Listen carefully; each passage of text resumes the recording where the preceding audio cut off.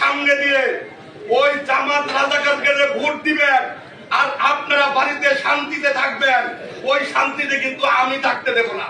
এটা কিন্তু আমার আপনারা ভোট দিলে আওয়ামী লীগকে বলি, আপনারা ভোট দিলে বিএনপি কে দিবেন, না দিলে আপনারা ঘরে শুয়ে থাকেন।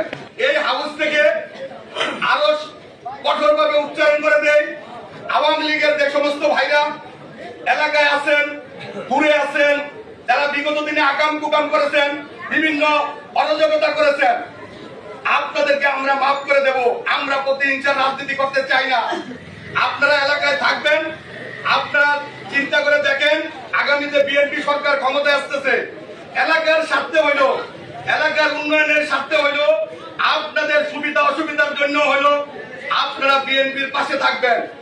যদি আপনাদের দল কখনো পুনর্বাসন হয়, আপনাদের দল যদি কখনো আবার প্রতিষ্ঠিত হয়, আপনাদের দল যদি আবার দেশে রাজনীতি করার সুযোগ পায়, তখন যদি আপনারা আমাদেরকে ছেড়ে চলে যান, আমাদের কোনো আপত্তি থাকবে না।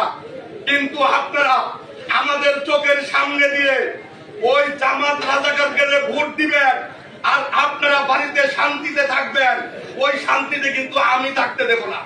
এটা কিন্তু আমার আপনারা ভোট দিলে আওয়ামী লীগকে বলি, আপনারা ভোট দিলে বিএনপি কে দিবেন, না দিলে আপনারা ঘরে শুয়ে থাকেন।